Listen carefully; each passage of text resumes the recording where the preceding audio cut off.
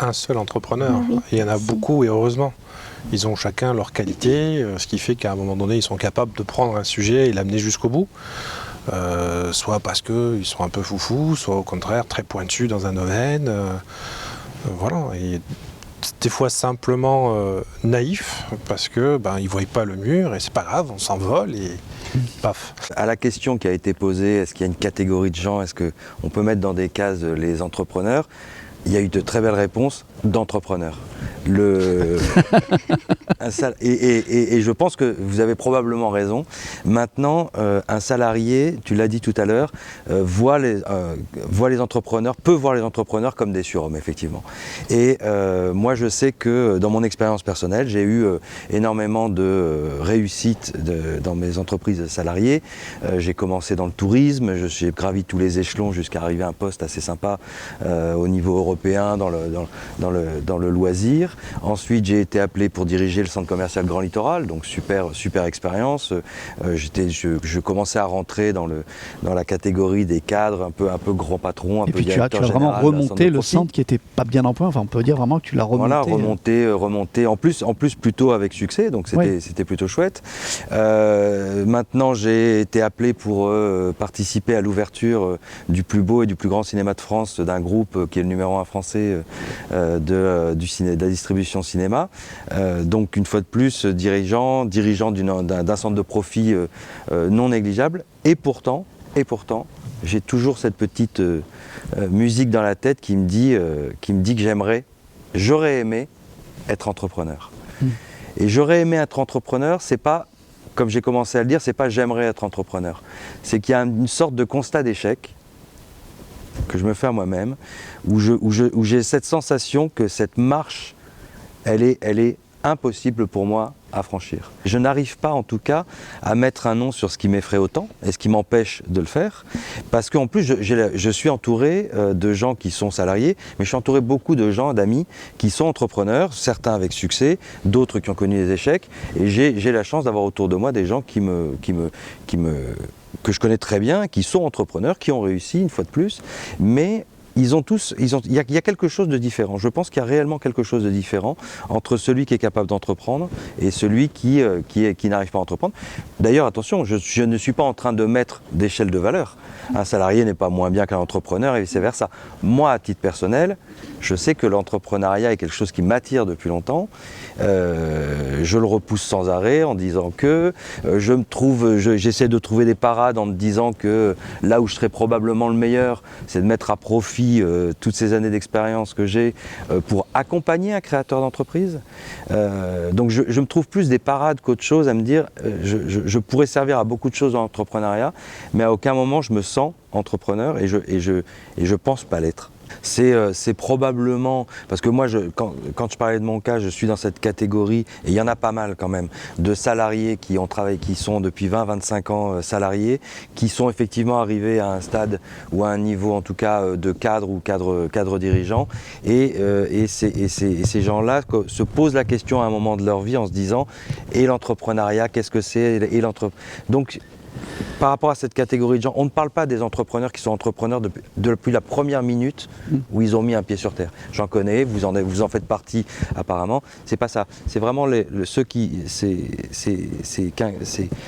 les gens qui viennent sur le tard. Qui viennent sur le tard, exactement. Eh bien, cette solution-là, indéniablement, pourrait tout à fait nous mettre en confiance pour se dire, bah oui, du coup, ça enlève cette petite pique qu'on n'a pas depuis le départ, qui est on va m'aider à prendre le risque.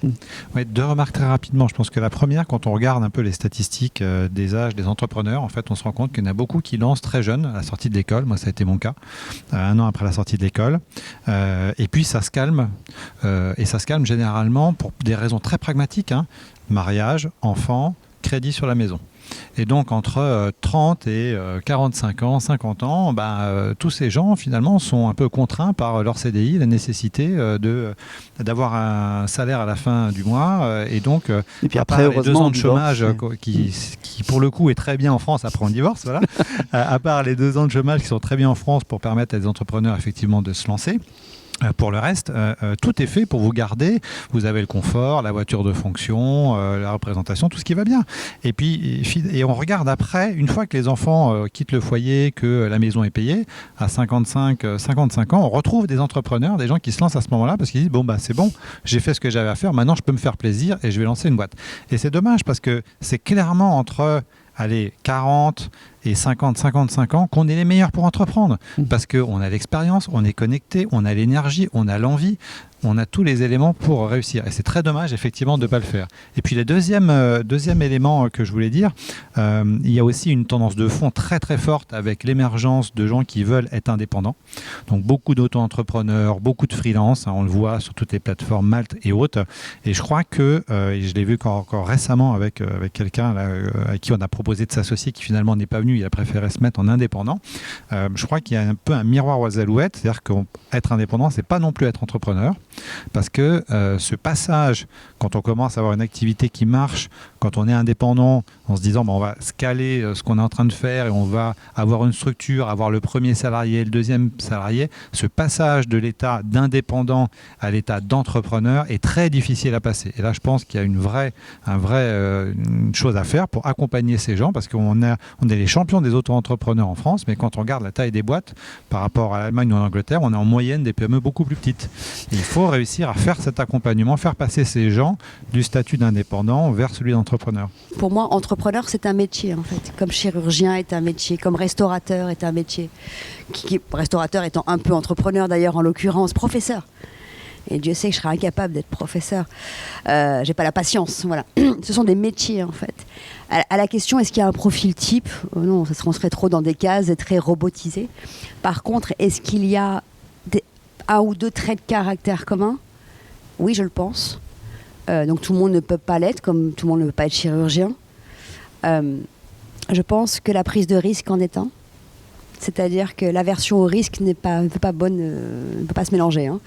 Ça, c'est un trait de caractère, en fait. C'est-à-dire que c'est pas trop une question de compétences, parce que les compétences, ça peut s'acquérir sur le terrain, ça peut s'apprendre avec les gens autour de nous au fur et à mesure. C'est plutôt des critères personnels, on appelle ça les soft skills, comme diraient les Américains, si on a marre de parler anglo-saxon. On va dire des compétences. Des traits de personnalité. Enfin, justement, pas des compétences. Pas des compétences. En fait, les compétences. Qui sont, on est comme ça ou on n'est pas comme ça. Et je pense que le risque, la gestion du risque et la prise de risque en est un. Si c'est un sujet, je me souviens la première fois que je me suis lancée dans l'entrepreneuriat, quelqu'un m'a donné cette phrase, je ne l'ai pas compris tout de suite. Hein, il m'a fallu un peu de temps, peut-être l'arrogance, on en revient à la même chose. Il m'a regardé droit dans les yeux et il m'a dit, sans rire, tu vas te planter. Au début, je me suis dit, il exagère quand même, enfin, c'est pas très sympa, d'accord ?